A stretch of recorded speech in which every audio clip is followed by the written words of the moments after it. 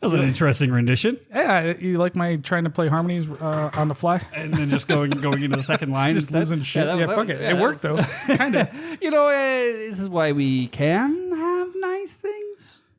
Yeah, we deserve nice things, don't we? Hello, everyone. My name is Josh. Welcome to the Chan Rant Podcast. If you didn't know, I'm here to let you know. This show be containing some language not appropriate for your grandmammy. Unless your grandmammy was one badass bitch, in which case, have her hit up Fooko at twitter.com/ironpiper. Everybody knows I like to bang grannies. Yeah. Grannies and trannies, boy. That's right up your alley. Oh, yeah. But yeah, so I'm going to give you 5 seconds to listen to something else. That's 5, 4, 3, 2, 1. Fuck. So did you quote Fight Club in the beginning? Is that what that That's was? why I thought you'd like that. Oh, I would know that. Yeah. Listeners can review the show on iTunes. You can send us emails and voicemails. iTunes and Google and things. You can send us emails and voicemails. We play it on air. Like us on Facebook, Instagram, Twitter, or if you're Australian, Snapchat. Check out the Chan Rant store at chanrant.com. And this episode of Chan Rant Podcast brought to you, as always, since episode 20 or whatever, by our patrons. You can become a patron for $5 a month. You can support the show. You can interact, hang out on the live stream, see us fuck up 17 times before we edit it all out. Correct. That's the fun part. At patreon.com/Chanarant. Become a patron. Help us take this motherfucker over. Burn this motherfucker down, Burn it down, baby. Can I say one thing about the intro? If we get, just think about this, Fesco. Yes. If we get 1,000 patrons, yes, we can buy the RSPBA headquarters. We could take over that and turn it into a rub and tug. Oh, I'm sorry. make it a rub and tug that we own, because it's already a rub and tug. Correct. Yeah, they already have the hot tubs and all the. But we can make it our the tenor drummers in the hot tubs. We can make it our rub and tug. Hey, I want to put out a call to our listeners. Yeah, absolutely. In relation to, I'm sure they skipped past all the shit where you just blew through the show open. But I want to put out a special. We haven't had a review in a long time. We need some 5-star reviews on iTunes. What the fuck, man? Nonsense, motherfuckers. If you write a review, screen cap it, send it to us. We will send you a picture of Big Rap's anus. Or I'll send you. I'll send you a pair of my dirty underwear. I'll wear them one day, just like something like Megan would do, and then also, mail it out to you. For the record, you wearing your underwear for one day is probably the shortest period you've ever worn one pair of underwear before. Dude, my underwear in my drawer has got to be 4 years old. I was about to say, like you like I'm assuming the cleanest pair of underwear in your apartment you've worn at least 4 days this week. That's very possible. Yes. So you can if you pay double, you get his dirty underwear with his shit stains and pee dribbles and wank stain and all that stuff. Last but not least, invite and share with your friends. Yeah, can we forget about that? Yeah. You should share with your friends. Have them become one of the 6. Definitely. Because why not? We're the holidays are a time for family. It is, and your real family is the other 6. It's the other 6 people here, and we've got a great community going on here. I don't know if you realize it's phenomenal. Our community is amazing. Have you seen the mailing going around between the 6? Yeah, I have. Between Australia and Oklahoma and Las Vegas. Technically, Oklahoma, they're mailing shit all over the place. Technically, Oklahoma is still part of Australia until that's true. Battle Peacock Hill Part 2. Brad takes it back in a proper competition form. Yep. But yeah, no, our fan base is the best in the entire world, and you could be part of it by going to patreon.com/Chanarant. Boom. And you get to watch the show live and look at us and handsome buggers. Yeah, watch us fuck up. Yeah. Yeah. We've been working out lately a little bit.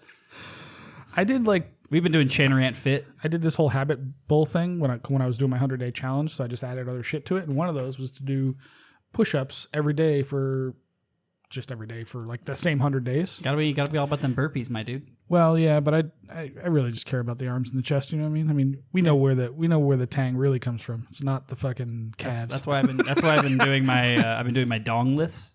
Oh yeah, absolutely. Your Kegels for penis. Your penis Kegels. Yeah. It's where I look at a picture of Big Rab, superimpose on shirtless Putin riding a horse. That gives me an erection naturally. Putin? Was that intentional? Okay. Then now that I already have a raging erection, I take 2 soup cans, put them in tube socks, tie them together in a knot like a bolo, and just hang it from my dick and try to lift it. Sorry, whiskey in the mouth. Yeah. And I mean, don't be wrong, I ruptured a testicle the first time I did it. But my remaining testicle is working fine. And sure doctors say the swelling will go down in time. You only need one testicle to produce semen, right? Yeah, I mean, I'm a McEachern, so we're pretty potent. Semen-wise or actual sperm? I mean, I did a guitar solo at McFadden's one time, and the entire first row got pregnant. So,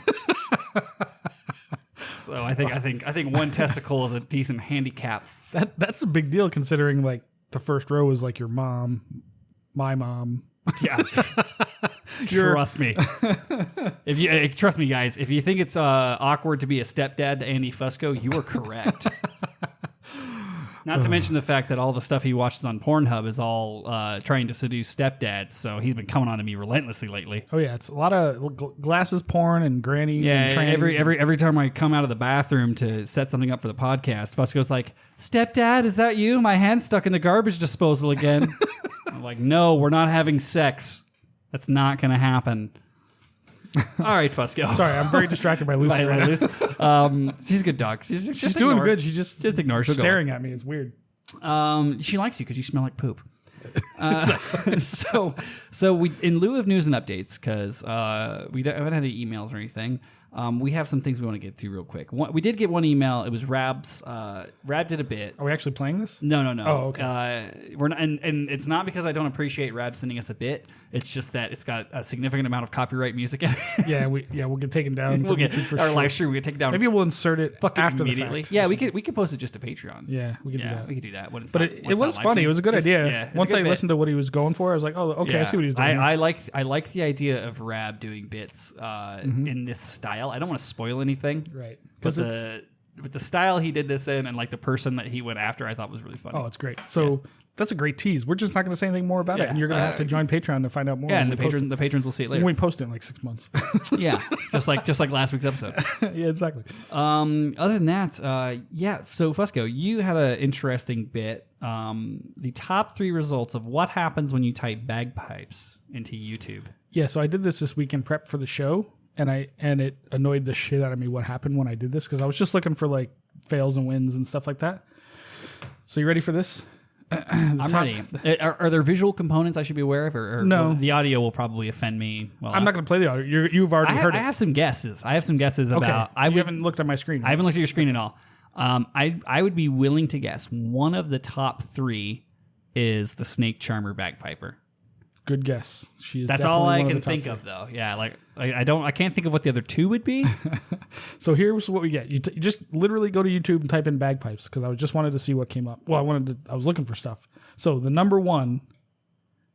Not only is she on there once, but she's on there twice. Dude, she's got a huge fucking following. Yeah, a whole bunch of creepy old dudes that think she's hot playing a shitty bagpipe that's electronic that she tries to hide not being electronic. But anyway, the Shipping Up to Boston Enter Sandman fucking cover is number 1. Oh, fuck me. Really? Number 1. Well, fucking guys, that's a series wrap on humanity. We're done here. We're just blow up the earth. Where's the asteroid? Fucking nonsense, dude.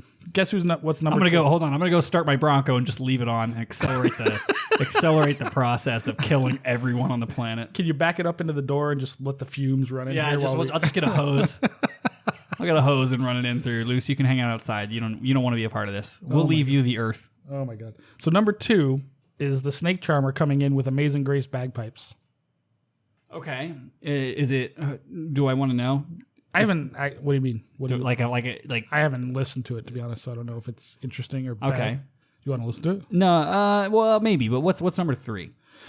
Number 3, this one's interesting too. I think I know who this guy is, but it's Amazing Grace Bagpipe Master. And I believe this is that McMaster's guy from Utah that teaches pipes. Just a minute. I want to hear the Bagpipe Master. It's actually not as bad as I was hoping it was going to be, but it's still weird. But is he a bagpipe master? Take a listen. Look at his hat. First, when I saw him, I was like, this guy's going to suck.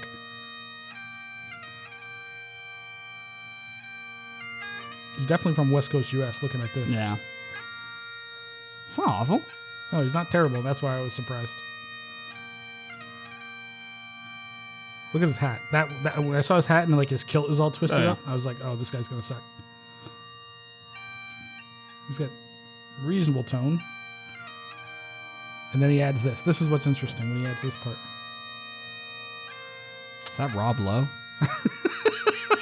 Rob Lowe on bagpipes. Put a bag cover on, dude. He's got white hose. Okay, so I'm okay. a little offended. And sneakers, black. What the fuck? This is what is it? What is the Apple GarageBand? GarageBand? This is him fucking making this in GarageBand, I bet. Fix your kilt, dude. Fix your hat. I mean, not the worst thing I've heard on It's the not the show worst thing I've ever by any It's means. definitely better than the other two. Yeah, not the worst thing I've heard on January podcast. Oh, we've heard definitely way worse. But one thing I want to rant about. Not we don't need to do the music for it, but like, we beat that bit we to beat that death. horse to death, Yeah, but we need to we'll leave come that back to one. it. We need to leave that one alone for like 70 episodes or so. But it absolutely drives me nuts. I think we talked about this within the last 2 episodes about uniform stuff. Like, people learn to wear your fucking Glengarry correctly. Or if you're wearing a Balmoral, wear that fucker correctly. Don't wear it centered on your head like a big fucking goddamn marching band hat. Like, it goes right above your eyebrows. You know, you could do the 2 fingers above the bridge of the nose thing or whatever. It's not a fucking baseball cap. You don't wear it off the back of your... It's not a yarmulke. You don't wear it off the back of your head. Yeah. You got to fucking look the part, man. And goddamn fix your kilt, motherfucker. Anyway, he didn't sound that bad, so I won't hammer him too much. I was actually pretty okay with that being the third hit on YouTube. The first 2 hits are dog ass, but Well, as we know, like if you look through the rest of the list, it is a whole lot of like number like 6 is the bagpiper. I'm curious. What The is the flamethrowing first guy. video? What are the first 3 videos to come up if you type Stuart Little into YouTube? Spelled correctly, like Yes. the way he. Yeah, Okay. that would be something I'd be interested in knowing. Okay. So what's number 1? I wonder. It must be purely based on views, right? Yeah, Oh no, it's not by order of like most views. it's but views. the first one it's is views and tags. So it's views and how are the tags working in search? okay. So the first one is from Winter Storm 2019. Okay, Which was the one we went to, which is awesome. And I don't know what he plays there. Second one is this one makes sense, his incredible Duncan McRae bagpipe launch performance, which is the one that I used to steal Highland Wedding. It's when he plays Highland Wedding and Cameroonian Rant in a very cool way. And the third one is from the Inverary concert, Valley of the Dare Review, the best of Highland Pipe. No, it must be. I don't know what the fuck it is. Inside the Circle didn't even make it to top 3. We're number... Oh, no. Las Vegas Pipe Band is number 4. His Son live, of a bitch. His live performance with us is number 4. We were so close. His Inside the Circle is... Let me look if it's even on... No, it's not even on the main first page. Which it should be, motherfuckers. Go out there and watch the Stuart Little Go on, interview, 'cause watch Stuart Little Inside the Circle on the Band That Shall Not Be Names channel. nobody it's fucking interviews dope. people like us. Yeah, no, 'Cause- that's a really good show that we'll be reviving. Yeah. It's the greatest story in the world where he tells the story of his most embarrassing moment in piping. It's a 2-parter too. It's great. We've interviewed Big Rab on that show as well. Yeah, that was boring, but that's just the subject. You know, man. It's a drummer. That's what happens when you interview a drummer. Yeah, I mean, Jesus Christ. Thank God we had, what's his name here? Callum last couple weeks ago. Yeah. Otherwise, God, it would have just been fucking Cobra going on and fucking on. By the way, Cobra's in the fucking chat. Jesus. So, I don't know. We probably haven't talked about this, but I scared the ever-loving shit out of Callum. Did you? How so? That evening. So we did the typical thing where and they had to ask me about this because they saw the picture of Ozzy, where Ozzy had like the helmet, or she had like my shit kicker hat and like the shotgun or whatever. And like, oh, like can we get like a redneck photo like Camille did? Yeah, we wanted him to do a picture. Yeah, and I'm like, yeah, totally, no worries. And so, so I have this. I can't make it public because I promised them I wouldn't. I gave each of them a copy, and that was it. But it's a photo of Cobra in the cheetah jacket with the shit kicker hat on. We're not allowed to put this holding. public? No, I told him I wouldn't do it. And he's got Dilly stuck to the door, and Callum's got my 12 gauge. Oh, that's right, dude. That's like Callum with a gun was like awesome. And he was I so scared. I showed him it was clear like 4 times. Was it a real gun or was it the fake Yeah, one? no, Oh, that's was it a real one? And so, but I showed everyone. I was like, okay, this is clear. Like I made sure everybody in the room saw. Like this thing is empty. Here you go. And he was so funny because he's like, Jesus Christ. He's like, Like, I can't believe you like walk around with this thing as he's handing it back to me. I was like, oh, I wouldn't walk around with this. That's what this is for. And I whipped out my 45, which was also empty. It was also empty at the time, but I knew he would ask me something and I could scare the shit out of him. And he was like, Jesus fuck. Well, I mean, Aussie Brown had the same feeling when you handed her guns and shit. Like anybody that's not from a gun country, like gets real nervous. But Like, blows my mind. Yeah. But I'm very careful to be like, okay, look inside. Like nothing yeah, in but there. they don't know that. They don't know the process or whatever. It's all empty. It's all clear. Everybody's safe. All they know is no, TV. no one's gonna accidentally shoot my dog. But yeah, that was actually he had pretty a awesome. he had a good reaction to that. I thought that was funny. Yeah. Callum was classic reactions. He has great reactions. He was a good sport. I thought overall. I thought he had a fun time. Well, I hope so. We didn't really, we never really recapped their trip. I mean, we talked with Angel a little bit, but I think those boys had a good time. Bed. Hold on. Bed. You gonna get rid of the dog? She's driving me nuts. I mean, I love you, Lucy. I do, but you're just staring at me. It's very distracting. Come on, you're fucking bothering me. I hate to send her away because she's the sweetest dog ever, but she just like won't leave me alone. So don't worry, we'll edit the. This will go faster for everyone if they're if she's not sequestered. there. Yeah. She'll be happier. We'll be happier. Everybody the will be world, happier. The world will be happier because she's literally been sitting there staring at you for 45 minutes. She really has. It's like, all right, enough. So She likes you. I'm a very likable guy, as I'm going to prove later. So, on a more serious note, Christmas 2025. We're very excited to announce the Chain of Rain Christmas album. All proceeds going to a charity. To our drunk asses. No, we should. Charity is us. We should do a charity. Why? But we need one with a less morbid name than the Kids with Cancer event. I know. Is that not the worst name of all time for a charity? Kids with cancer. What's your cause? It's a Kids with Cancer event. I was like, oh fucking Christ! I was like you didn't you don't want to go like Stars of Hope or something. Like right? You want to go straight to just what the fuck? You just want to go straight to dead motherfuckers charity event. Future dead teenagers of British islands or whatever. Hey, look on the bright side. They'll outlive the kids of anti-vaxxers. Not by fucking long. Oh, Jesus Christ. And we're going to hell. Yeah. Hey, man. We were that ticket's been punched a long time ago. Yeah, so submit the charities that you would like us to donate all the proceeds to for the Chain of Rain Christmas album hitting record stores near you in December of 2025. And guess when we're going to record it? December 24th of 2025. So, yeah, drunkenly the night before. We're going to put it off till the very end. But yeah, let us know if you want to hear the Christmas album. Also, Chain of Rain Live, buddy. It's happening. Wait, what? Chain of Rain Live. Was I in on this meeting? No, but it's happening. We're doing Chain of Rain Live. For all of our international folks, we're going to do our best to stream it in our typical fashion. However, which is shitty and last minute. Yeah. Like the problem we run into is that we're going to have to be on stage. What the fuck is that? Oh, fucking ruckus. We're going to have to be on stage, so it'll be a little bit difficult. But yeah, Chain of Rain Live coming on details soon. Details are coming. Chain of Rain Live coming in June 2024. So if you're a local listener, please plan to be there in 4 years. We'll add it to the calendar. All right. And with that, we're going to take a quick break, interact with some of the people in the live stream, and come right back to the fail of the week, win of the week, and our topic of the week, which is getting a real fucking job. Give it till it hurts. Oh, yeah. Patreon.com/Chenerent. Oh, yeah. And we are back. Thank you to everyone who stuck around with us during the break to chat and listen to some of the behind-the-scenes things that we cannot publish. None of that will ever be heard by anybody. None of that will ever be heard by anybody else. Otherwise, we will have our dicks hanging from pikes on walls. And we definitely don't want to get in trouble with the people that help us to make Angel a Patreon. Yes. Patron. Yes, this is true. Okay, so Fusco. Yes, sir.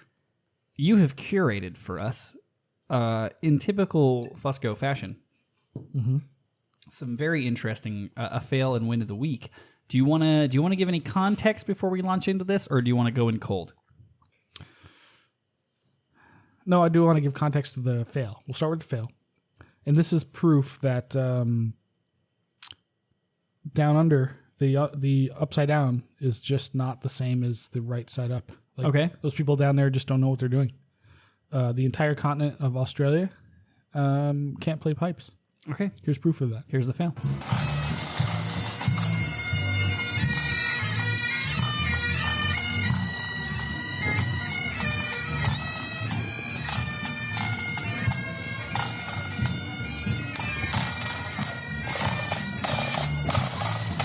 That's the end of that video. Jesus fucking Christ. Oh my God, that's the Clans of the West Pipe Band out of somewhere in Australia. Fuck if I know. Listen, I hate the dumbed down version of Scott and the Brave, and I realize I'm just now noticing it when people play it. wait, what do you mean by dumb? Like da da da dun dun dun dun da da da dun dun dun dun da da da da da da da da dun dun dun, instead of doing da da da dun dun dun dun da da da dun dun da da da dun dun dun dun da da da. That's interesting you described it that way, because here's actually the reality of that. The British version of Scott and the Brave is that style. Is that way. That's the original version of it. That's like, And it's been changed. North Americans generally play it our way, the way you just described. Most British play it that way, and or Australians apparently. so the shitty way. Yeah. Okay. So at the tattoo, Angel, be ready, because that's the way they play it. So what you're telling me is just like all of their food, the British version is crap. worse. Correct. I'm just pointing it out, but I don't know why the Yeah, change and it's a where weird- it came about and it's always why a it weird happens thing. that way, but that is the thing. Why, I don't know. But this band sucks, and go fuck yourselves. Yeah, that's garbage. Okay. Like, don't go out. They're on a parade. This is from a public forum. So let's cleanse the palate with a sweet win. So this is mostly visual. This is visual gags on the radio, but it's at least we're listening to Callum play. We should probably get the original and cross post it somewhere, because we probably could. The original of The original this video? video, and then that way it's not linking to this person's individual Facebook page. Does it matter? I think it would be nice if we didn't link to people's personal Facebook pages, because you might not be able to watch it depending on their privacy settings. Oh, I know this person's public, but I could download it and just share it to Twitter and then do it. But anyway, you're gonna have to describe the visuals for our listening audience. So, should I pre-describe it? So, this is Callum playing at our after party. I think Andrew's playing. I can't remember if he plays in this or not. But this is me hammered out of my mind. And this is a win for some reason. This is a win because I am dancing like a fool. And it's a win because Callum's playing. Yes, okay. But I'm dancing like a fool, and it's great. And you didn't drop your drink. I did not drop my drink this time, but you definitely want to watch the visuals on this, but take a listen. Oh, sorry. Let's try that again. Me. Drink. Take a listen.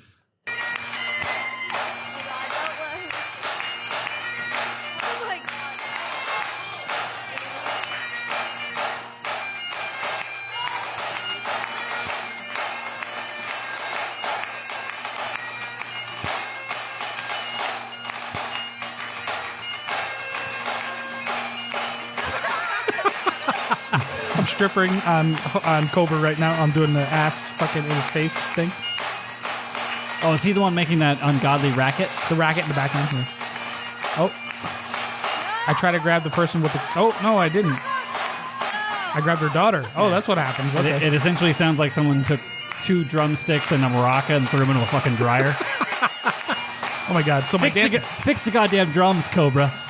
my dance partner is not having it right now. She's not happy. I'm trying to get her to dance with me, but she won't do it. It's the daughter. It's one of our snare drummers, one of the kids. Callum's just crushing over there on my pipes because they sound amazing. He's fucking shredding. That was a great one. Oh, that was great. You got to see the visual. Dude, on I this. have not We'll gone post it. through. I've not gone through my camera, but I don't know if you remember. I remember. You've got to go through that. I don't know if you remember, but Post I that shit. had a drunk. A good friend of mine was hammered and borrowed. She wanted to play with my camera, Right. Because she's like, "Oh, I haven't used one of She's these a before." professional She's photographer. a professional photographer. She's like, "I haven't used one of these before." And I was like, "Oh, you just do this, this, and this." And she's like, "Can I play with it?" I was like, "Absolutely." And she was like running in and out, like filming all of She you was guys all the over entire place. time. She's like, "Go play so I can film you." She was harassing me. I'm like, she was I having don't a lot want of to fun. play. So I haven't reviewed that footage yet, but I'm interested. got to. I'm interested to see if there's anything useful at Just all. post it raw. Fuck it. But yeah, no, that was a good sesh, man. That after party was a lot of fun. I had a fucking superb time. Should we talk about like why it was so much fun for you? For me, because I didn't have to play. We want to talk about the love triangle? No love triangle. Sex triangle, maybe. But. Well, yeah. All right, we'll change the subject real quick. Yeah. But no. Dude, I thought for sure, let's just say a female who is currently dating me, I'm like, I have to read you in on some things. Oh, yes. I was like, I need you to know this about this person and this about this person because they may have come here expecting to make a move on me. So I'm about to make out with you when I can see in my peripheral vision that they're both looking. Okay. And she's like, okay. She was totally cool. And then like I waited and I was like, okay, I can kind of see. And I was like, I was like, okay, that should take care of it. Let's just say, Because I'm sitting there, I'm like, otherwise one of these girls is going to come up to me and the girl. But you were hanging on her the whole time. Oh yeah, I was. Hands the whole time. I mean, they would never come. I was very intentionally doing that because I'm like, if one of these girls comes up, the girl that I'm seeing right now will knock their fucking teeth out. Like, well, in a heartbeat. No, they're not just going to fight out of nowhere. Girls aren't fucking insane, are they? They're pretty well. Yeah, all right, who am I kidding? Yeah, of course they're insane. So what I found interesting about that, I'm sitting there. I'm just like, oh, I need to head this shit off at the pass. Like, I need to send up a flare right now. Like, hey, thirst queens. dude, somebody might listen to this and get offended. I hope they're not offended because like to each their own. But I just in this one case, I'm like, oh my god, I'm really concerned. What I found, here's an interesting story about that. The two of those that you were intending to notice this were not the only ones that noticed this. Other people mentioned it to me like, why the fuck was Josh like just like because you're not really like a PDA kind of guy. I'm not a PDA guy at all. But you were like fucking tongue down the throat, kind of like all over. Granted, in my defense, why did he do that? In my defense, I was also half of the bag horny, and I'd been awake for like 32 hours. Correct, but I mean, I told this person like, no, this is why he's doing it. He was marking his territory. Yeah. Well, he was pointing out that I'm taken, essentially. Yeah. So no, it had to be done. Like I was genuinely concerned. I'm like, oh, like that's the last thing I want. Here was my goal for the after party. My goal for the after party was not to have anything that I was going to be like pissed off about, What do you mean? Why? Like just in general, like no drama, no like taking care of anyone. I just wanted to actually enjoy it. Get in, get out. Get in, enjoy myself, get out. Right. That was my goal. Absolutely. And I understand. And I fucking succeeded. I wasn't in charge. Way more tame than last year. I wasn't in charge of anything. Yep. I was just like, nope. Show up and for the most part I wasn't either until somebody asked me to read off the raffle. Yeah. Like, but I had no I wasn't in charge of anything. Like Callum harassed me to play pipes like 17 times in a row, and I said no. I can't believe you held your ground. That was good because last year you didn't. I told everybody that I wasn't going to play. Oh yeah, no, I mean it worked. And they're like, I feel like there's like a running bet. It's like, no, we'll get him to do it. I was like, no, it's not going to happen. I told Callum there's very little chance you're going to get him to do it, but he was just all over you. But I think because you told him that you embarrassed yourself last year, that he wanted to like get on that train, which is hilarious because like if you want to watch me embarrass myself, $5 a month, tune in. You can do it for $5 a month. $5 a month, patreon.com/Chanrat. You can watch me embarrass myself once a fucking week. Fuck's sake, man. But yeah, no, I was like, I could sense like towards the end, I could sense when he was starting to get frustrated that he wasn't pulling it off, and I was like, it's not gonna happen, man. Yeah.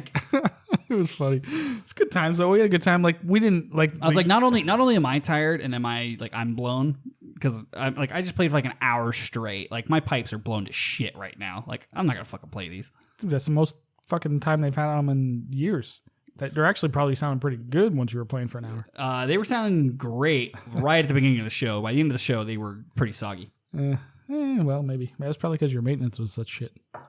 My pipes were singing, and they sang immediately the next day. I put that was the funny thing was the following Saturday, like a week later. Yeah, and I'm like trying to figure. I'm like, what the fuck did these guys do? Like, there's like we did nothing. There's like hemp all fucked all over the place. I'm like, that was you, dude. I'm like, what the fuck? You've got no fucking ring caps on the end of your hemp, and it just fucking falls put off. Them together, like, got it sorted, fixed it. They were singing for the library gig, and I'm like, okay, cool. I undid all the damage that these bastards did to my pipes. They were Josh singing, not Callum singing. They were singing. I do want to point out that the year before, we got so trashed. Like, I was so trashed. This year, I really held it together. Like, I went home, I wouldn't say sober, You but were- sober-ish. yeah. I didn't black out. I remember everything. Nothing weird happened. Because I came there was home. no rebar getting thrown out of rebar. I came home. No pictures that I like didn't hung up remember. my clothes, changed my clothes, like went and picked up some food, came back here, like watched a movie. Like it was actually pretty low key. Yeah, no. We were out and we were home. I feel bad because Hoineke came out and I think like he was ready to go too, but it was just fucking a long day. But like years past, it's just insane. You and me and Kelly and the Yeah, usual crew I was- fucking going out all night. I was nonsense. already so burned. Like I'd been awake so fucking long. That's the only downside. I'm actually it's kind of fascinating that Callum he's not that big of a party animal. He's like, hey, it's 10:30. I've drank beer all night. I'm ready to go home. Like maybe it was the jet lag. Who knows? But he doesn't drink liquor at all. No, Like, doesn't he drink would any liquor. not drink liquor at all. Beer all No night. cocktails. Yeah, beer. Very straight. And he's like, I'm tired. I'm ready to go. I'm like, Here's okay. what I'm curious about. 'Cause Interesting. I'm curious about this because sometimes when I meet people, they're like, "Yeah, I don't do liquor. I don't do cocktails. All I do is beer." It's because they've had experiences with those things in the past. They, unlike us, they learned their lesson. Yeah, and like as they know something. Well, that's why he's like the most champion fucking player Correct. right now. And, Correct. and we're two dickheads in my dining room. He actually figured out if I want to be good at something, I need to get my shit together and not drink my ass. not drink my life myself to away. death. Yeah. But more power to him. I appreciate it. That's actually a great point though, because Callum, the reason that he is that way and is so focused on that and takes care of it is because that's his job. His job is being a piper and being a teacher of bagpipes. Correct. Which, strangely enough, is tonight's topic of the week. Is it really? It is. Yeah. So we're going to talk about what does it take to be a professional, full-time bagpiper, to leave the system behind, tell the world to go fuck itself, give up on having health insurance, and skip your taxes. I don't need no prostate exam. Fuck that shit. And I can't think of someone better to ask about this subject than my longtime co-host, first-time friend, Andy Fusco. What's the title of this segment? Get a fucking job. Get a real fucking job. Meaning be a piper and fuck that nonsense. Yeah. So we've kind of touched on points of this story on various episodes of Chan Rant Podcast, but I don't know that we've ever really focused on it Yeah, I would. in any significant capacity. And even if we had, there were only 4 people listening, and now there's 6. So So we got 2 more people for the that 2 people don't know for the 2 history people of that this. don't know this before, I kind of want to start from the beginning. So, and by the beginning, I mean, what did you want to be when you grew up? At what age? When you were 8. Oh, let's say in the 8 to 12 range, I wanted to be like a naval aviator. You want to be a fighter pilot? Yeah, it was right about the time Top Gun came out. Oh shit! Are you gonna go see the new Top Gun? Have you seen the trailer? I've seen the trailer. I will absolutely see it. Absolutely. First Top Gun is one of the greatest movies of all time. I agree. And I definitely wanted to be in the anything Navy. you I- need to know about dudes, you can learn from watching Top Gun. Absolutely. Yes, absolutely. And If you haven't seen Top Gun, you don't understand men. and at about I forget what age I was, 13, 14 years old, my eyes went to shit and I had to wear glasses and I was like, fuck, now I can't be a goddamn jet pilot. So See, I always thought planes were cool, but I was already too tall by the time my eyes went to shit. I read. I mean, there's always something, right? Like I was already 6 feet tall by the time I realized I need glasses, so I was fucked on 2 fronts. That's the story. That's the name of my new book. Fucked on 2 fronts. Fucked on 2 fronts. Fucked on 2 fronts. By Andy The, Fucked on 2 fronts. The Adolf Hitler story. For our World War II history buffs out there. Yeah, absolutely. So then, teenage years, I got into music. Like I started to learn instruments and shit, and I was like, oh, this is awesome. I'm kind of good at it, and I like it.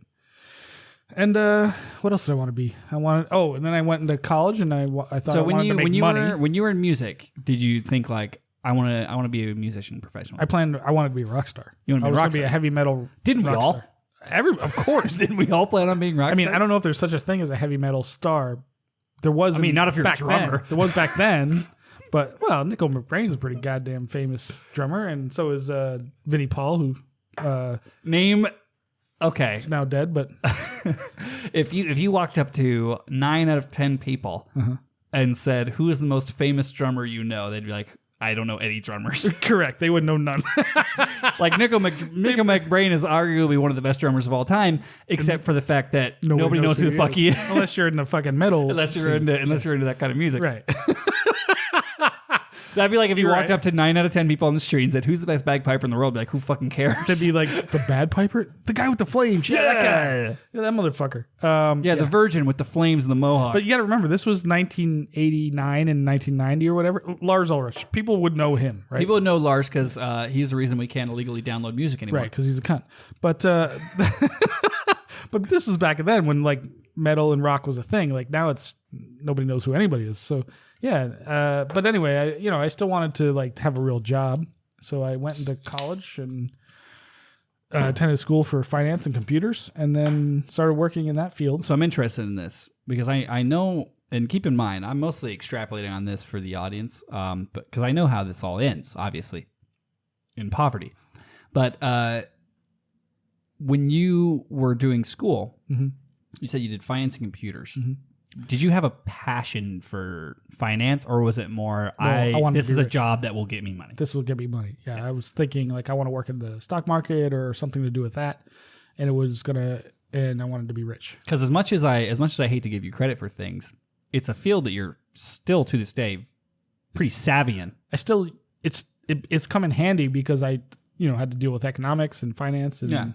Accounting, I did all kinds of stuff, so it does come in handy. Being my own business owner. It's also interesting when we're in meetings and we're doing things like P&Ls, like profit and loss things, right. And none of the people that are involved now knew you when that was your job. Correct, none of them. And so when you chime in, people are like, "Wait, what the fuck? Well, why does he know what that is?" and I'm just sitting there in a corner. I was like, this was my thing for like a long time. This dude will spread your sheets, if you know what I mean. Spread your sheets or spread your cheeks. Oh my god! No, I'm well aware of what's going on in the band. Even though so, why don't you just do all the financials for this company so we don't have to worry about it? So I don't have to worry about it. I could do that. I just don't love it anymore. Yeah. I want out, but. But I can. It can be done. But anyway, so then that's what I did for when I got moved here, essentially right after I got out of college, more or less, I did finance and accounting for 10 years. Yeah. And then you fucking hated it. I fucking hated every second of it. By the end, my life was dread. I remember very clearly, and other people out there I know feel this. They get up at 6:30 in the morning, whatever time to go to work. And I felt literal dread. I cannot believe I got to go into this office with people I hate, I don't respect. They're a bunch of fucking kiss ass suck ups, that salespeople, whatever it is, just fucking dread every second of it. And I, the last year, I was just had no heart. I just fucking going through the motions. You know what I mean? Because I remember the time period. And I could tell because we were friends. We were hanging out a decent amount. And I remember seeing you just decline. It was such a difference. It was such a difference to see you Monday through Friday versus see you at a gig or doing a show, playing drums, playing pipes, whatever. Right. It was two different people. Big time. It was literally interacting with two different people. Yep. For sure. Because we'd party and play rock music, and it was the happiest fucking dude in the world. And then it'd be during the week was I'm gonna start a shotgun. I'm so miserable. Oh god, I was trying desperately to get out of it for a long time. And the reason this is so interesting to me, because we're gonna get to it later, is because there's some distinct fucking parallels. How old are you now? I'm 29. Yeah, 29. Yeah. Similar sort of time frame. I think I'm getting to the conclusion a little earlier than you did.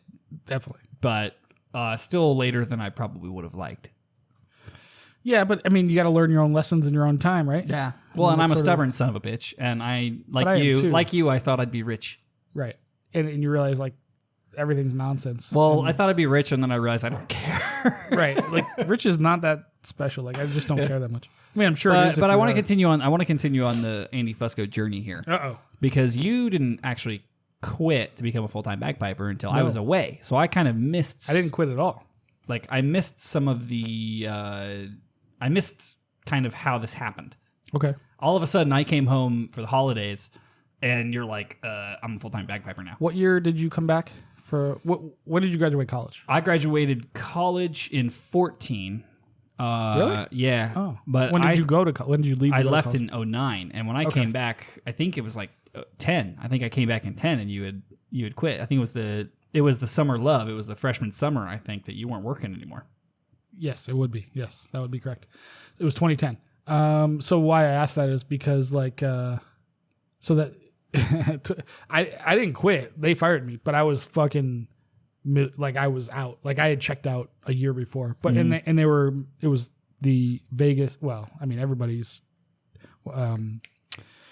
recession. 2008 hit us, and fucking banking went to hell, and blah blah blah, whatever. But Construction 2010, dried up. everything Construction dried up. A bunch of defaults on you. Were House you loans. at Wells at the time? I was at Citibank at the time, and Because Wells got hit hard, but Citibank didn't get hit Everybody that did. bad. everybody did, but I was at Wells before that, but I was at Citibank at the time, and just everything sucked. So then they just started offing people, and they were looking for excuses, any reason. And you were just anybody. like, I volunteer as tribute. Please fire me for anything. I just hate this fucking job. I hate the people I work with. But they did. Like, they came in one day, it was like February, and I'm like, they're like, I don't even know what, I forget what they even said, but it was like, you're out. I'm like, Okay. okay. I mean, this is very fucking intense, because I'm like, fuck, now what do I do? I mean, I knew this was coming. This was death by cop for sure by me, where I'm like, I didn't do shit. Like, I didn't care anymore for like a year. So I got the fuck out. I'm like, okay, great. And then and it was just coincidence. I became a full-time piper because what else was I going to do? Like, I just started focusing. You have no other skills. None. I could have went back to accounting, finance, or whatever, but I was like, I'm waiting. I hated my life. Why would I want to do that? I'm waiting for you to be like, every moment you're not piping, you're moonlighting as a full-time streamer. Like that. That's the way I see this going. Well, maybe someday. But yeah, man, I was like, fuck this. And it was just complete accident. I started, because I had more time, I had every day. I started like practicing more. I started practicing more. I started getting involved like in promoting myself more. Downsizing your life. I did a lot of that. Definitely, what do they call it? Minimalizing. I did a lot of that kind of stuff. But I mean, I owned a house at the time. Like, all that went to shit. I 100% went like short sold my house, the whole 9 years, everything. Like, I had nothing, and had to fucking rebuild. Right. So, but the thing that made it, there's two things that come into play here. One, nobody else in Vegas is doing this full time. There was one other guy who was a firefighter, who had a very loose schedule, who could kind of do this most of the time, but not at that level. Not 100% of the time. Like, not 100% of the time, and not at that level. No, not at all. Because at the time, if I remember correctly, you had just come off of doing the coin band. Yep, right off. So you were pretty much top of your game at the time. Yeah, absolutely. So, but then also, like, so why do you suck now? Well, that's just because because you're playing drums for a year. Correct. Yeah. But yeah, I don't know. What was I going to say about that? So you lost everything, had to rebuild. But I was focused. I didn't lean. The other thing that happened was you leaned on the thing that was, okay, this is a skill that I have. Yeah. So a couple things happened. I didn't have to say no to anything because of my schedule anymore. I could say yes to everything. And then people they knew they could count on me. Funeral directors, wedding planners. Then I started advertising. The other thing that was major I did the Vegas lifestyle thing, or the old school Vegas thing, where I started tipping people for getting me gigs. So wedding planners, smart, yeah. Funeral directors, every time I would I used to send them a card, hand them fucking $20. I used to kick back like 5% all the time when I got gigs. That's how I kept my prices so high when I was still living here and working and doing. Yeah. Well, I mean, I live here now, but I don't have the flexibility to do that. But yeah, no, the big thing that really kicked it off was especially funeral directors, but tipping them, sending them thank you cards with money or gift cards or whatever. And then, man, like, people started calling me like crazy. I'm like, and I don't think it was because they wanted $20, because for them that's nothing. No, but they remember my name because of what I did. Like, I mean, even a thank you card is so important. Like, I do that. I still do it. When I do like weddings and shit, which I don't play a lot of solo gigs anymore. But to this day, like, if I play a wedding, I put it in my calendar, and not like in perpetuity, but the following year I send a follow up. Thank you for having me. Happy anniversary. And I learned Huge, that. I because- learned that from fucking Len. Especially local. Yeah, Len does that. He's great at that. It's building reputation for yourself, especially amongst the locals, because their friends are going to be like, if they ever ask, they're going to remember you, right? Who's the guy? It's like this is the guy. Right. Absolutely. Really, really important to build relationships. So here's my question I have at this point. So you start doing these gigs, you start getting into it. Did you? In my mind, there's two tracks that you could have taken. There's a track of like, you know what? I'm committing. I'm going to be a full-time bagpiper. Let's do this. Right. Or did you do it because that was your only thing you had and then realized it was an option? Part B. So I definitely did it just because I'm like, well, I got nothing else to do with myself, so I'll focus on it. A buddy of mine, John, who you know, suggested the tipping thing because that's how he ran his business. He was in the landscaping business, and he would do like the old school Vegas fucking shake with the fucking money in the hands. So it's a way to do it, yeah. And then I'm like, wait, this is starting to happen. Say what you will about the Italian mafia pipe band, but it fucking works, man. But Vegas, trust me, $5 in a handshake is worth a lot more than $500 in Facebook ads. Dude, huge difference because it's such a simple thing. It's about the interpersonal. It's the one-on-one connection. Well, the thing that people don't realize, $5 in their hand is I two in the bush. I don't know. I try to explain this to people because my current soon-to-be former career is in advertising. I try to explain to people. I was like, for a decent-sized city, it's a very small town. Correct. Very small. Absolutely. Like everybody fucking knows everybody. 100% true. Yep. So it's just one of those things where you have to keep in mind where, when you approach it and it seems like a very big city, that's not incorrect, but also there's not a lot of people, and the people who are actually like making moves, there's even fewer. I mean, as soon as you go from a base tier to like a second tier, which I consider myself like just second tier, and then there's like 7 tiers above me of like tastemakers and movers and shakers. Right. Like you don't even realize how many fucking people you know.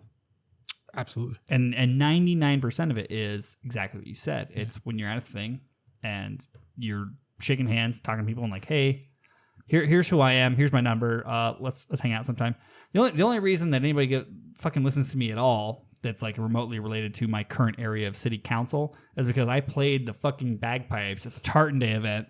Right. They remember you for some weird thing. Yeah. Right before Bill and the firefighters came in and played like a rolling dog pound.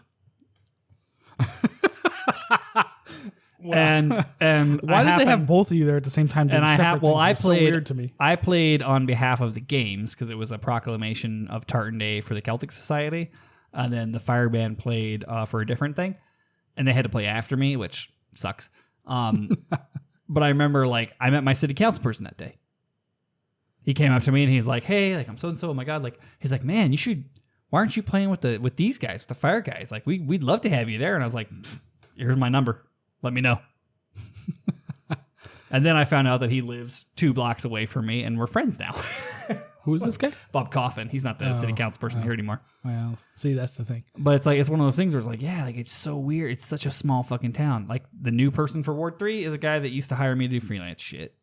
And and I saw him and know him that way. Like there's a ton of that here. It's so small. Big city, small town, for sure. Absolutely correct. And especially when you're talking about like playing pipes at these gigs, you play pipes at an event. You don't know who's there, but if it's any kind of like a semi-important event, you're the piper at that point. Correct. You never know. And this is why it's so important. We played the governor's funeral. Yes, we did. And like that was huge. Huge. Yeah. And this is a good point. Good learning point for all of you out there. You never know who's in the audience. We say this all the fucking time. So don't play like shit. So don't play like fucking shit. And maybe you'll get hired to do other things if you learn your goddamn instrument. Like, it doesn't have to be brilliant. It has to be in tune and sound good and reasonable fingering. And guess what? Suddenly you're on their list. So you went with Plan B. Plan B was... Sorry, I'm drunk. Which one was Plan B? so Plan A was, I'm committing to this. Plan B was, this is a thing I can do and maybe it'll take off.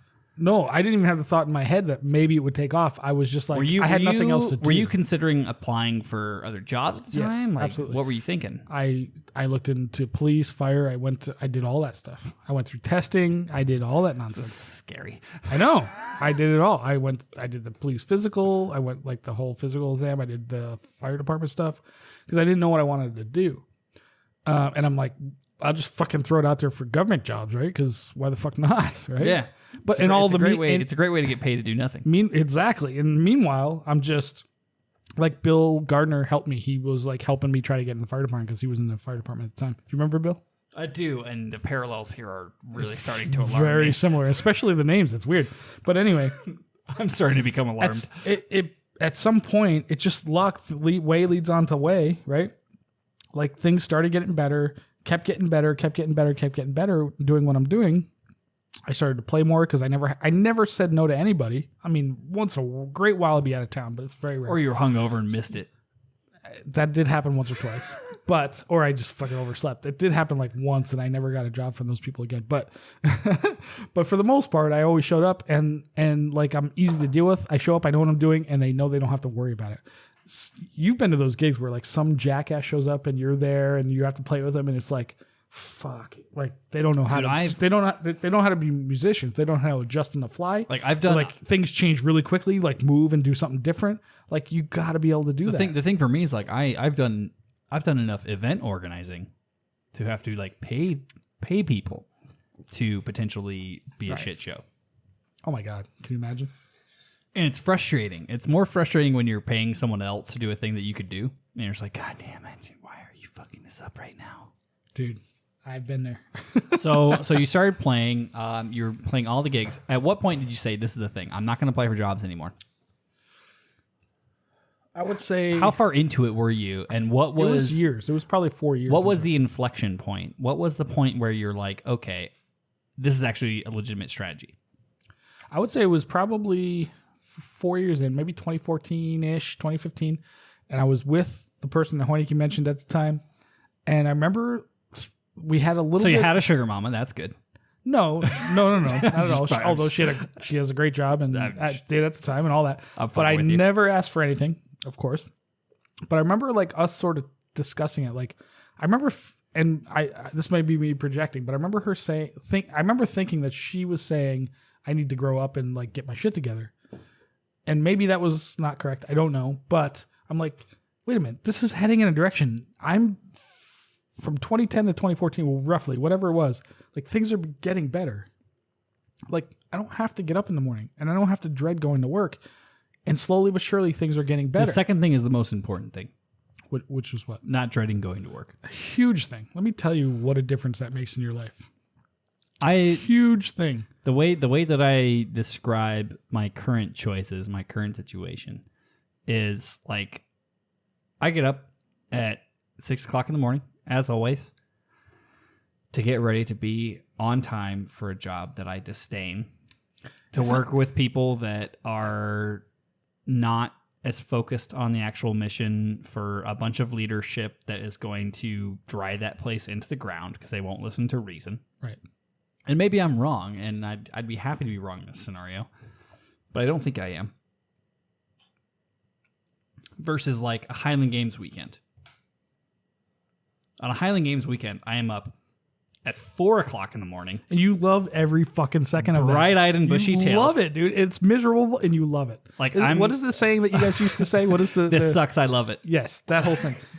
Dude, music is just like that. The Ops team motto is, this sucks, I love it. Being a performer is very similar. And I bet you there's dancer, professional, whatever, in anything. And that's the thing. Like this sucks, I love it. It's like... Because it's hard. That's the parallel I draw. Like the parallel I draw is like, you know, Fooko going to work at the bank on Monday versus Fooko going to play a gig at midnight for a crowd of no one for a rock show. And it's two different people. Right? I immediately realized that in myself this year. I realized I'm like, okay, games weekend, I literally get up at 3 or 4 a.m., work until midnight, sleep for like 2 hours, get up, do it again for 5 days straight. Yeah. And I'm like, dude, let me tell you, I am hot to. I mean, you've seen me games weekend. Oh, I've seen it. Like, there's no lack of energy by like games weekend. From Tuesday to Sunday, it's the same guy. Games weekend, I am fucking hot to trot. But this is the high. This is the performer high that I think that you're probably experiencing there, even though you're not literally performing, but in a way you are. That musicians, actors, dancers, whatever. Like I've had this. Like I've done gigs that I absolutely hate. Like I was looking for it tonight to do it as a win or fail kind of thing. But I played a gig for a church like 10 years ago. I don't even know, 8 years ago. And it was like a Christmas thing and it was shit gig. But like the act of performing like on a major stage. Goodbye. I'm going to drink. I don't know who's Pavlov and who's the dog anymore because we ring our own bells and we drink. It's very confusing at this point. But I remember doing this gig and it was like, this is so simple and so dumb and so easy or whatever. But like being backstage and then having to rush to my point and then having to get to my spot and blah, blah, blah, just blah. nailing it. Like all of that stuff it's great. It's just awesome. It's like exciting. It's like it gets the blood going. And it's simple. It's not fucking sitting at a computer putting spreadsheets together for goddamn accounting nonsense. Dude, the amount of time I've gone through 3 bosses in 6 months. I know your fucking story is a whole nother goddamn. I've gone through 3 bosses in 6 months, and every single one I've had to show like how to use their email. You know? And I'm just like what is going on? And it's definitely a generational thing. Like I understand that. Like I'm doubly fucked in 2 ways. The first way I'm fucked is that every millennial in a company is their job and also tech support. Right. No matter what. Yeah. The other way I'm fucked is no matter how much more I know than any person I work for and no matter how more capable I am, there's 2 in front of my age, so I'm screwed until there's a 5. Big time. I think you should ask Ozzy Broad about that because I bet you that's a thing. I mean, like she's talked about this to me. I've talked to Angus about this because Angus is the exact person. He's the exact kind of type. That's my dad. Yeah. For people who don't know, but yeah. So Angus was a career manager. He was a career person that was able to essentially just tell other people what to do for him, and that's how he got to the insane level that he did, both pay grade wise and retirement wise. Right. Like, and I had this conversation with him, and he came clean with me, like, and he's like, oh, you're fucked. And I was like, what? And he's like, yeah, I didn't have to know half the shit you have to know. He's like, you're cross-trained to do 17 people's jobs just to have a shitty salary. Right.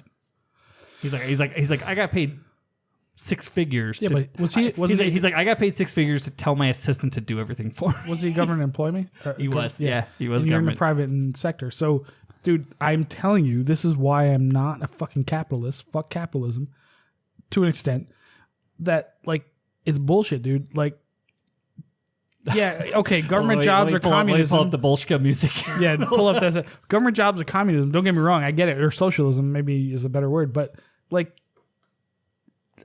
whether your dad, I don't know anything about your dad's history, to be quite honest. But whether he deserved it or not, who gives a fuck? But he had a more enjoyable life because of it. Like, you're well, and I was in the same situation. I can't rail against it because I had clothes and food. Right, absolutely. You know? Right, but I was in the same situation you. I was 100% capitalism, like, do it, You know what I think? Sales is what it is. Sales is as pure as it gets, right? Do you know what I think the middle ground is? I know, but you're going to tell me. So I think the middle ground that everyone is like overshooting as they shoot back and forth between capitalism and socialism. What if we focused on a meritocracy? A meritocracy means it's skill based. Well, isn't that capitalism kind of in theory? In theory, but not in practice, right? Because if you think about the people who are the pioneers of capitalism, they have no skills. The main skill is either the main skill becomes having enough money to buy in at a level where you can hire someone who is talented to do all the work for you. Okay, yeah, I get what you're saying. So I mean that's the thing that frustrates me, which we haven't finished our story yet. So we're in 2014. Yeah, you're doing piping. Things are starting to turn. You're still with a significant other at the time. I was. Okay. When did it become a business to you? When I want to know like the point where you made a decision where it's like, no, this is the thing I'm going to do. Because like right now you're not applying you're not on Indeed right now. You're Indeed. You're not applying for jobs. You're not updating your fucking. So LinkedIn. when did I stop doing that kind of stuff? That's a good question. So because when you first asked me, my first instinct was, I still don't know that it's my job. You know, I mean, it is, but I would say it's not your job. It's your profession. It's your fucking career, dude. It is now, but I was thinking like, I still wonder sometimes, but this year has been particularly good, but. Well, the dojo eventually enters into the story. The dojo enters in the story, and that helps a lot. But I would say... So tell us the timeline here. So you're playing a lot of solo gigs. And I'm playing a lot of solo gigs, but I'm with this person. And you're handing off fivers and hand jobs. Correct. And people are having you come back. It was a great joke between me and my buddy. It was like, dude, like, I play bagpipes, I give hand jobs, like, down on Fremont Street. This was back when Fremont was and still I only get paid for one of those things because my hand jobs are that bad. Exactly. But but I remember thinking like what was I gonna say? At some point, because you did lessons. I was doing lessons all along, but mostly locals, right? So and then I started to expand a little bit in that I don't even know how it came about, but I started finding students elsewhere besides local. So as we know, like people that are in my band, I'm like really hard on, like big time. But people outside of that, I'm very patient with. You have a hard on for people in your band. That explains the X story. Big time. Well, yeah, exactly. So let's see. When did things change? So some point around, I would say, because I wouldn't say this process got legitimate in my mind as a friend of yours until the dojo component came in. It became formal and legitimate in like a business sense. When that component came in, I'm like, correct. Oh, he's gonna be good. Correct, absolutely. That was a big difference. So and that was 2017 that happened. But because the thing I always thought about that would make it an easy success for you is that you're not the whim of the people who are geographically close to you. Correct. People can select you. Correct. Based on your personality, the way that you teach, all those things. They opt in. They opt in instead of not having a choice. Absolutely. So I remember back then, like this actually reminds me is maybe 2014, whatever. But I remember working with Cobra a lot about this. Like him and I would like exchange ideas about like getting new students and blah blah blah. Like he was in the same situation. He mentions it in the chat here. Oh, if he ever took the time to actually produce some content on like business development, he would crush. Oh, absolutely. But he could be the drumming Gary V, except for the fact that so nobody cares about Scottish drumming. Well, except for the fact that nobody cares about Scottish drumming, one, and two, he doesn't know how valuable his insights are. No, he's extremely intelligent until he's on the Chin Ram podcast, insightful about these things.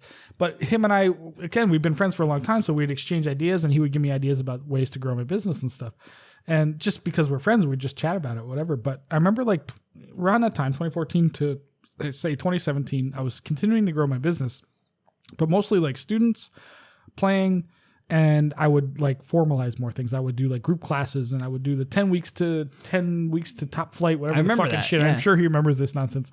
And we would do all those kind of things. But I also remember like the pressure of like having a significant other and like, shit, do I get a real job or do I continue working with this thing, this has been 4 years of insanely slow growth. But isn't that what owning your own business is? It's like the average, I forget the stat, but it's like most people who start a business don't draw a personal check for the first 5 years or something like that, some stat. And it was exactly like that. I'm like, I'm just getting by. I like went and lived in an apartment where I had like a shitty room for like $200 a month, blah, blah, blah. I mean, this was before you came home, but like you got to minimize your expenses to make it work. And I just did it out of necessity. It wasn't a plan. This was no grand plan by any means. It was just necessity. But you're literally describing entrepreneurship. 100%. But I lived it without knowing that this was what was coming. That's why the title of the episode is "Get a fucking real job." Get a real job, right? Because this is nonsense. Like, but I was with somebody who was understanding and who had her own job and didn't like need anything. Like she'd been through the whole fucking kids thing and didn't need any of that nonsense, right? So it wasn't like I had this pressure to be like this producer of a family life. You know what I mean? Well, I didn't have any of that. I think the word that is a problem here is a real job, right? Mm-hmm. Mm-hmm. Because I have a real job. What would be considered to be a real job, and I make just as much, if not I make just as much money realistically if I was doing what would be considered not real jobs. Like when I was freelancing, when I was freelancing, I made good money, and my dad was like, when are you going to get a real job? I'm like, I can afford my health insurance. Dude, my father said that all the time. I can afford my my father used to be fucking worried for me. He's like, what are you doing? You're sitting in your computer and doing graphic design and editing videos. I'm like, yeah, people pay a lot for that. Yeah. Don't undersell it shit. But I mean, shit. Traditional people don't understand. This thing we're sitting in right now. Well, to be fair, this was given to you. No, not the home. Oh, and the home's not given to me. Oh, then what are we talking about? This business that we're in right now. Oh, this, yeah. Was something. It was a half-baked idea that we came up with in Ireland. Correct. I'd been wanting to do a podcast forever. Yeah, Josh likes to talk. If you guys didn't know this, and he was desperate to have a microphone. I want to do a podcast. Well, we've already talked about this on the show, but the impetus for me was I had been told that I couldn't use the band channels for my brand of humor anymore. Well, it got a little risque at times, and I was just like, okay, fine, I'll make my own thing, son of a bitch. Exactly. And like it's a pretty legitimate monster. It does well for itself for the most part. It's self-sustaining. If nothing else, I've built a fission core of dick jokes. There's no doubt. It's a self-sustaining energy center of dick jokes that no matter what will pump enough energy back into its own system to keep it alive. And the thing that the parallel I see, and we're still not done with your story yet. No. The parallel I see is once again that it's two different people, right? Like big time. You've seen me on a Wednesday. Oh, I've seen you dressed up with that goddamn shitty my monkey suit on. Suit on, and then like Fun Josh on Friday nights or whatever night we do this nonsense with the shit kickers and his boots and shit. No, dude, it's night and day, man. I get it. It's we're different but similar. Similar. Yeah. It's different stories. Because I'm better looking than you, and you have better facial hair. Well, I mean, I got better facial hair than most people, to be fair. But yeah, I mean, it's not fair. But dude, I'll have a beard. It's one thing I got. I'll have it's one thing I got going for me. You got to fucking shoot me down for that. I got a small cock and a good beard. I mean, give me a fucking. I've got a big cock and no beard. You're fucked, mate. And you bang more chicks than I do. It's all about the beard, man. They don't care about the cock. By the time they figure that out, it's too late. They've already committed. They're already there. They're like, well, they're not going to say no. I mean, learn to use the fucking tongue, motherfucker. Oh, fuck. Hey, I'll have some like basic level stubble by the time I'm 62. Dude, you could do it you're almost 30. You could do it by 30. Yeah, just try, man. This is my advice to everyone on the planet is try. See what happens. But you got to be patient. You got to let it go. You got to go past the point where it sucks and itchy and that's what I did my downstairs. And it looks like it's like tongue punching Gonzo with Osama bin Laden's beard. Oh my god. Fuck's sake. And it's that blue too. Oh my god. Blue? Yeah, Gonzo's blue. You ever fucking seen them? Oh no, I know what Gonzo is, but Jesus Christ, your pubes are blue? The deep cut. Okay, so we're at 2014. You're thinking this is actually legitimate. Well, it's starting to head in the right direction, but I'm like, but I remember. Okay, so this is a story I was going to say. Is I remember being like, let me ask this. Let me tell right you. Now, you feel pretty confident in what you're doing and why you're doing it and how. 2019. Right now, today. Yes, absolutely, 100%. So close that gap. That's what I'm interested in. Okay. The period between uncertainty and certainty. I know what you're saying, but let me say this once because I want to go to the depths of fear that I had at some point. It was somewhere around 2014. I don't remember exactly, but I remember I used to spend a lot of nights at my ex's house. I almost practically lived there, but I remember like being like there was nights where I would be up at night like with anxiety of like, how the fuck am I going to get through the next week? Money wise, fucking life wise. Like I'd have good months and bad months, but back then like Decembers were shit. 100% shit. Like, dude, holiday season's always crap. Christmas, December is shit for always crap because people don't do lessons. suddenly weddings. Everyone's It's not wedding gone. season anymore. Yeah. Like wedding season No for one- Vegas is September, October, November. No one wants to have their wedding and their funeral overshadowed by Christmas or New Year's. No, so Decembers were like, dude, I would go December with like no money, like coming in, maybe a lesson here or there, right? And then January would hit and would all come back. And I remember thinking like, there were times where I'd be up at night, like fucking panicking, like, and I'm laying next to her who makes good money and a real job, and I'm like, I'm fucked. Like, what am I gonna do? Like, I could be homeless soon. Like, I still have my own apartment at the time and stuff, but I'm like, Also, that's why you proposed. no. Come on. Well, maybe, I don't know, but Wait, we should bleep that. yeah, bleep that way. Well, you're gonna bleep it, not me. Oh, fuck. Oh, I'm back to editing again apparently. But I gave you a break, man. All you wanted was a break. no, I just needed a break, man. That's great. I appreciate that. But so anyway, there was that. There was this like, let me tell you, it is not all fucking roses and rainbows. There's fucking moments where you're like, fucking hell, dude. Like, I could be homeless. I could be given hand jobs for real. like I've seen the guys on the streets. I've been here a long time, man.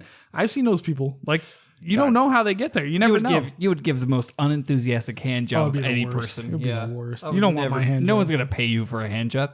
I mean, I would give Stuart a pretty good hand job, I think, but The only, that the one I only- would be excited about. The only person that gave a worse hand job than you is any female ever in the history of time. Oh, absolutely. They're the worst. Why do girls get the worst hand jobs? Like, just try, people. They don't know what they don't because they never received a masturbation from on a male penis. I suppose So that's why they say yeah. like lesbians are best at oral sex because they know what it feels like, so they give the best oral. I don't know. I don't know. Who knows? Yeah, fair, We're going down a path. But either way, so past that point, I fucking start hammering down the road. So then me and my ex break up somewhere around this time, 2015 or something like that. I don't remember exactly. You don't kill yourself, which Don't kill myself. which I appreciated And because I like you, yeah, but not like a lot, but well enough. a couple years later, Dojo comes into play. Let's fast forward because it was just continual same stuff. Like me building my business, things getting better and better over time. December still sucked. I was a little worried. January hit, everything was good. And then Ireland happened. I'm about to say I'm very interested in how Dojo comes into play Had because a lot to do with Ireland. because you were a student at the dojo for well before. Yeah, like 2009 or 2010. something And like that. and the dojo for the most part didn't know who the fuck you were.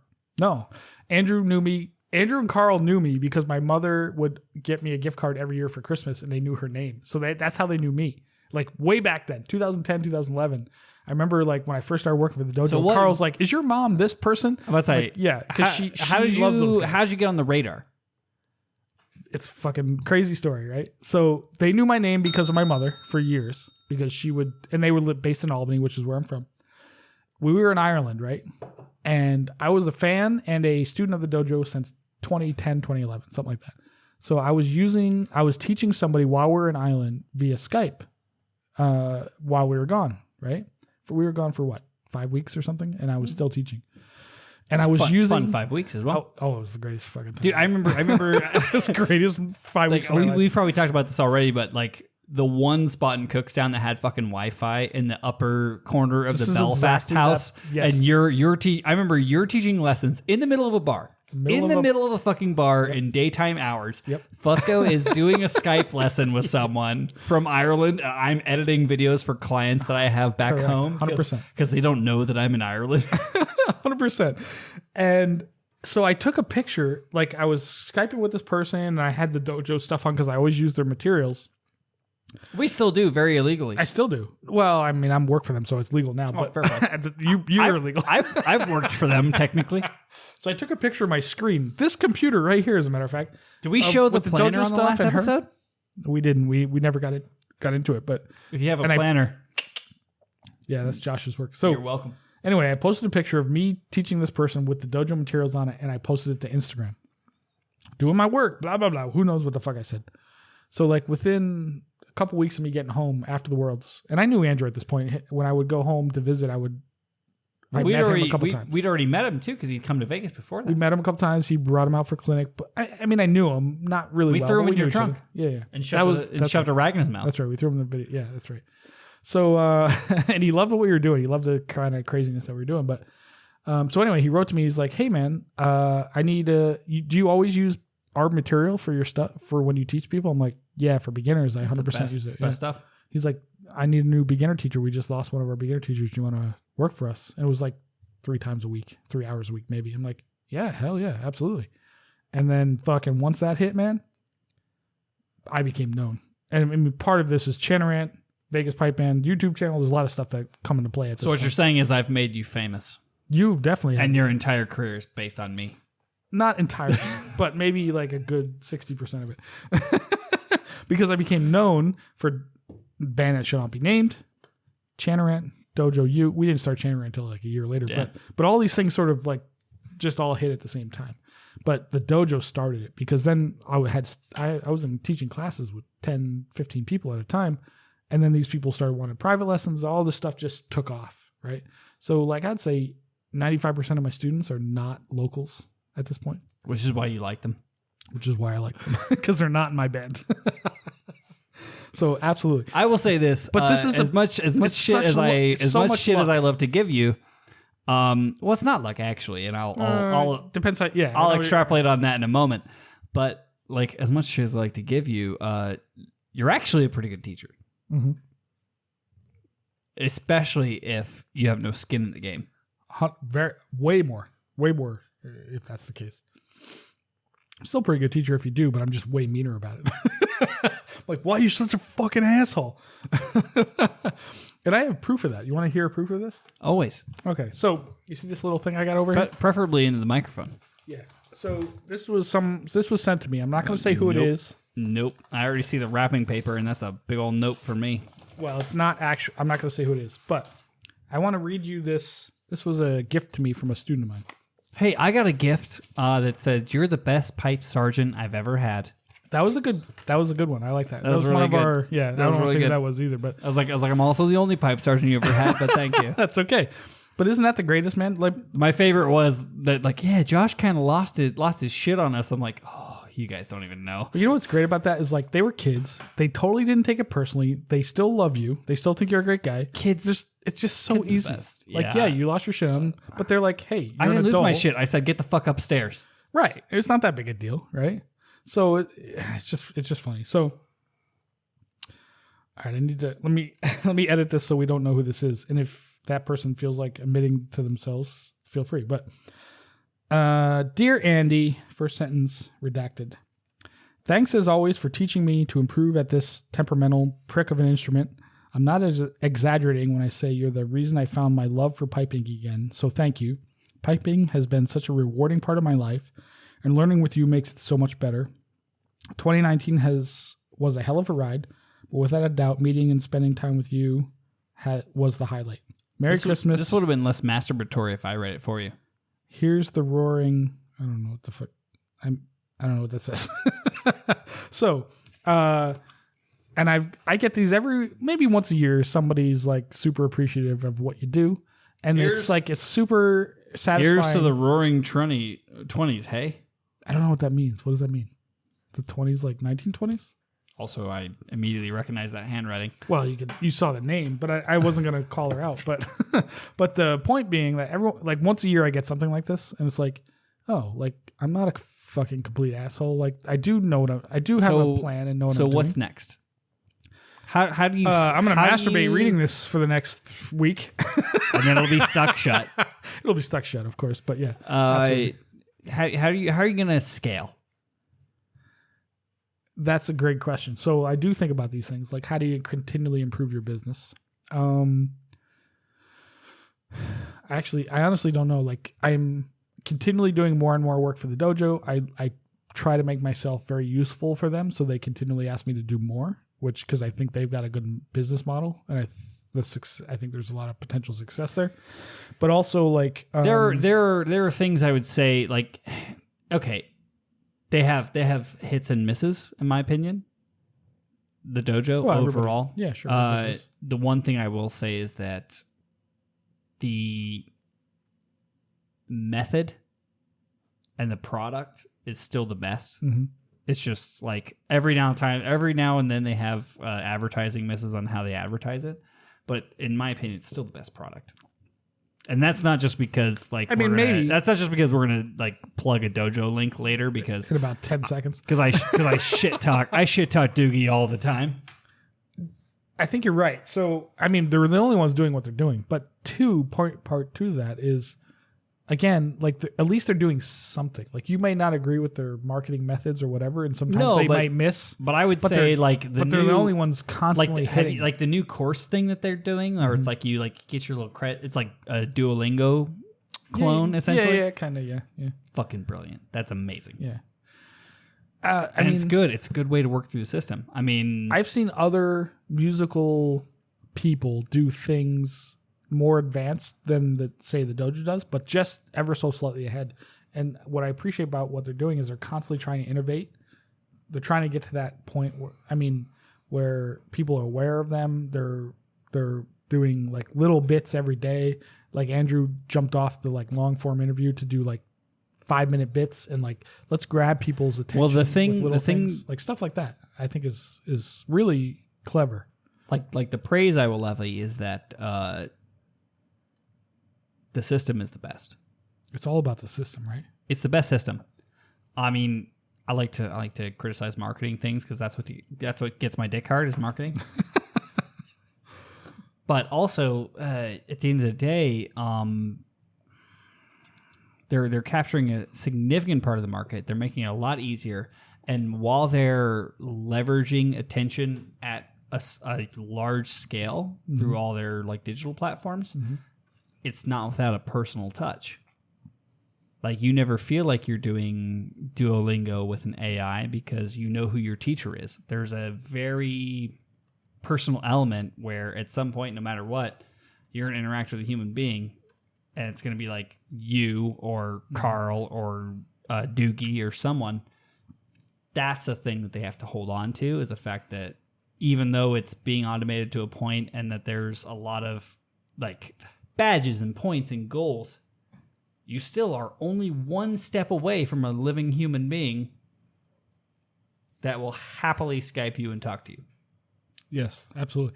And it's a super personal service that people don't realize. Like there's not that many people that work for the dojo.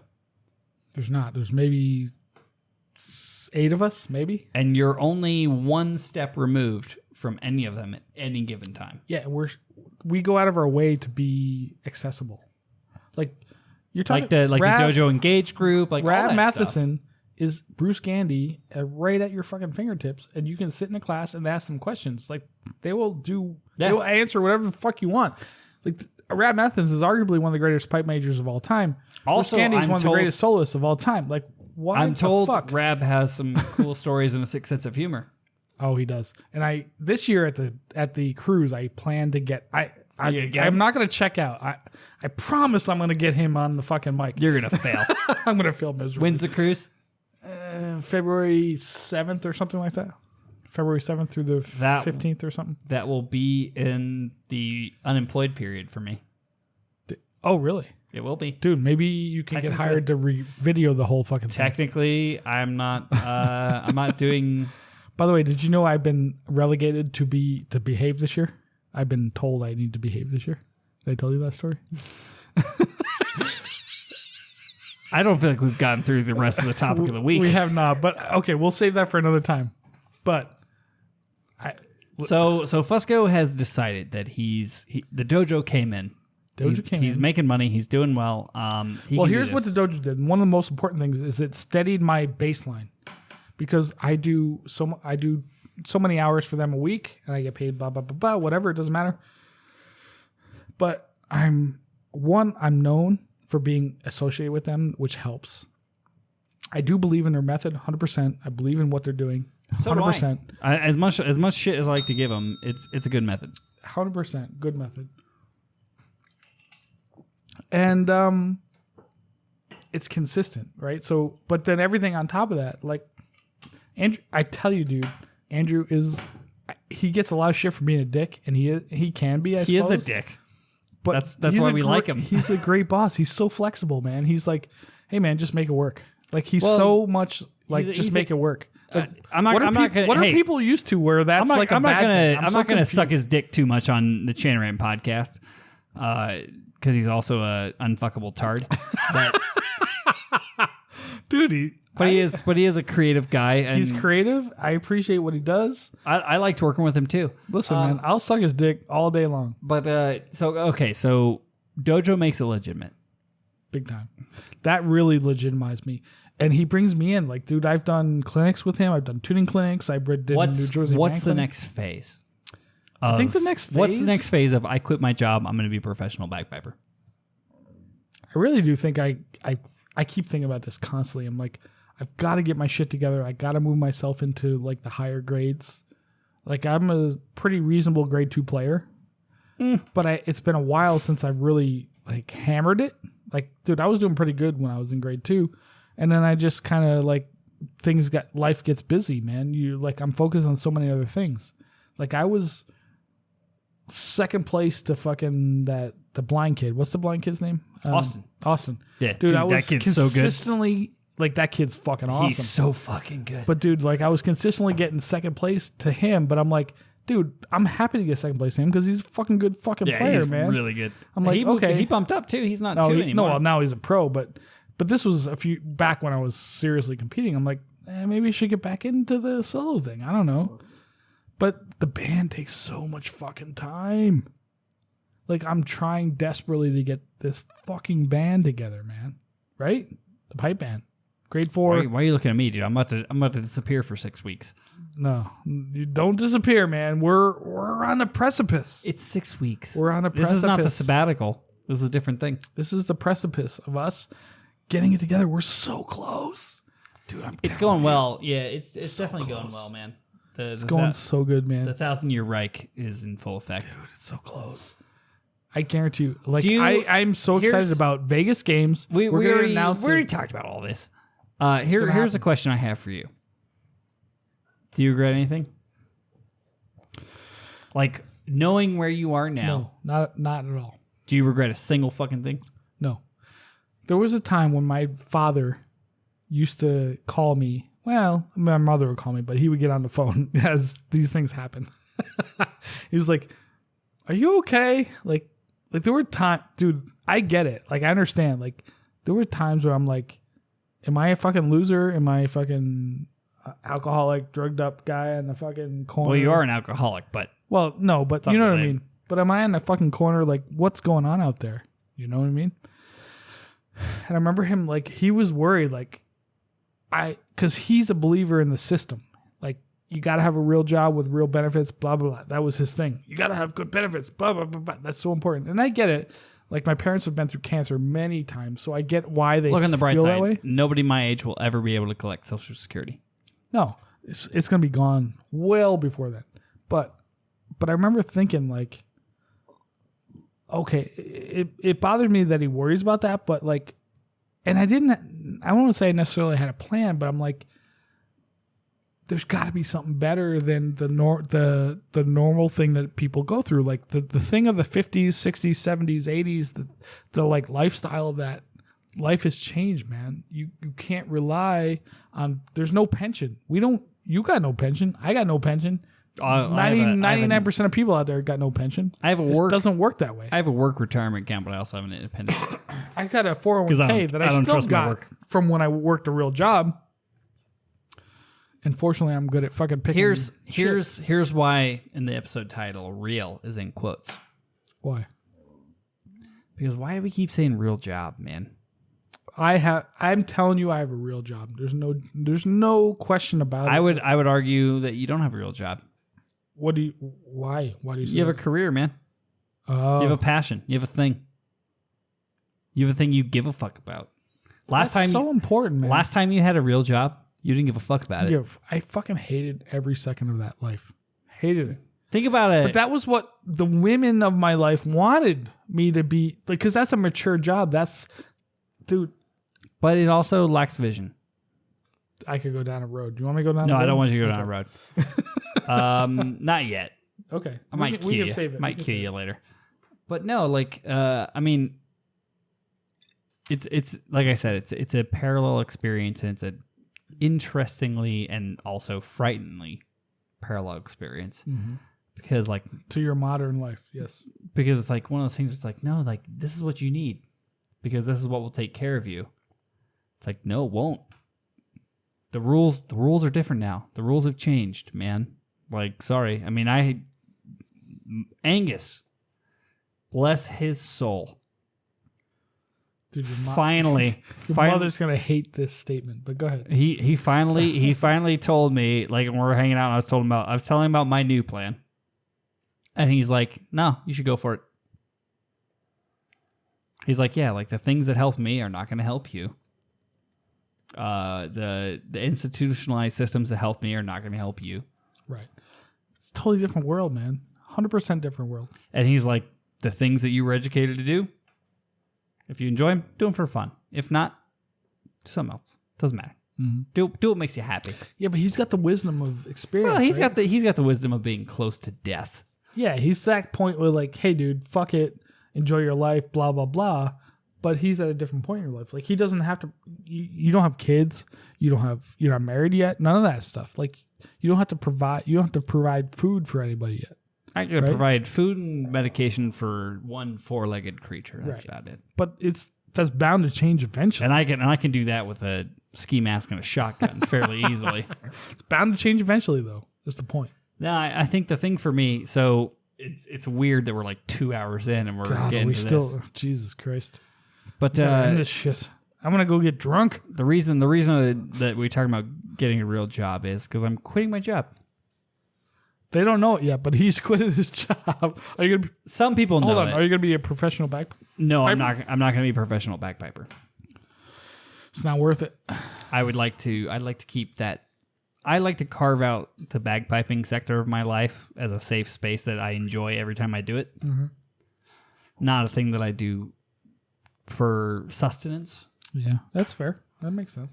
So that's a little safe space that I carved out for bagpiping and music in general, really. But no, yeah, I'm quitting my job. I'm leaving a mid-level marketing job to do something that I think will provide more service. Which is what?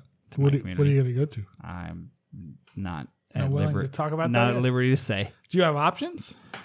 This is the fire department. I'm not at liberty to say. Fair enough. I can't argue with that.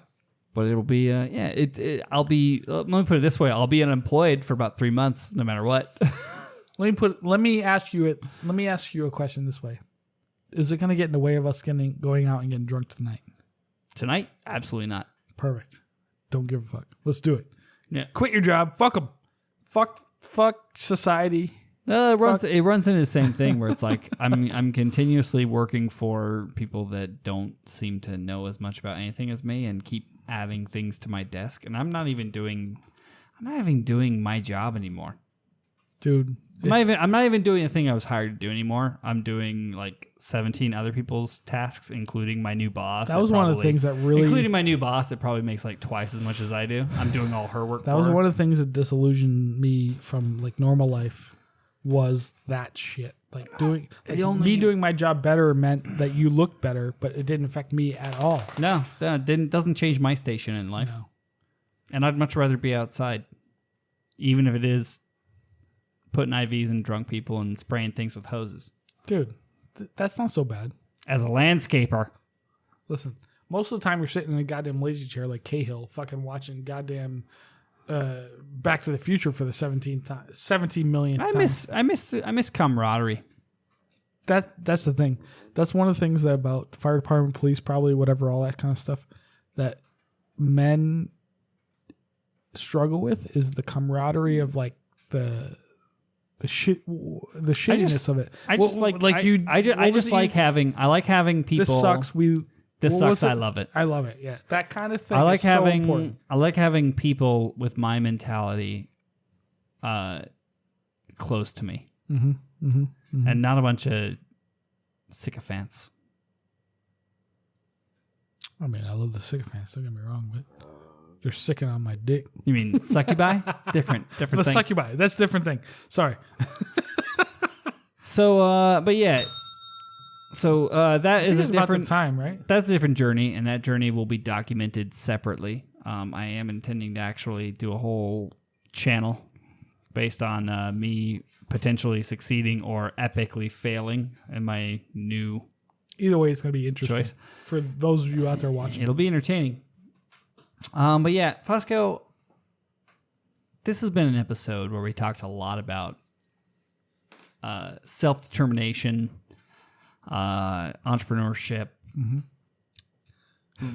raging against the machine. Yep. I love that band. What are your final thoughts? Final thoughts. My belief is that life is worth living. And like if you're doing yourself a disservice, if you're not, I mean, sometimes it's an accident. You got to find that way sometimes, but you're doing yourself a disservice if you're not doing something you love. Now, obviously, there's the whole argument of Office Space of like, nobody would be a goddamn garbage man if they had a choice. Oh, I would totally do it. That'd be a great job. But Do you have any here's idea how much they here's get the paid? thing. Garbage men make goddamn good money, And especially in the fucking big cities. as soon as your route's done, you're done. You can work You're half done. days. Guess what? Guess what? You don't have to engage. Fosco, Your let's be- goddamn brain. Fosco, let's be garbage men. I would love to be a garbage man in New York City and be like, make $80,000 a year to fucking lift garbage cans. Like, guess what? You're doing something physical, and guess what? At 4:00, I'm not thinking about my job anymore. And you smell the same. Either way, it's a goddamn thing. So, you know, At 4:00, he's going home to stream Apex. absolutely. Lucy, Apex how'd Legends. you escape the couch trap? Yeah, how'd you get out of the fucking trap? She's super clever. So if anybody's out there who wants to play Apex Legends, look up at Iron Piper at Xbox, blah blah blah. Twitch whatever TV / Dude, man, I'll play with you, motherfuckers. Don't wait. Oh yeah, my final thoughts would just be, you know what? Do what makes you happy. Be. I'm sorry. Happy, Let me translate that into a more Chanarant friendly version. Do whatever makes your dick hard or your clit hard. Like, get it. Life's too short, man. You're gonna die. We're all gonna die. Fosco's gonna die tonight. Yeah, it's very possible. There's no God, so don't wait. Don't try to fucking get yourself. Jesus Christ. Don't try to get yourself into heaven or all that nonsense. Like, enjoy yourself while you're here, because guess what? When you're gone, you're fucking gone. It don't fucking matter. Bang the dude or the girl, whatever. You know, like, get that cock, man. Right? I'm saying this to the women because Thank you so that much ultimately for- benefits me. Thank you so much for listening to this episode of the Chanarant Podcast. And Josh, play us out.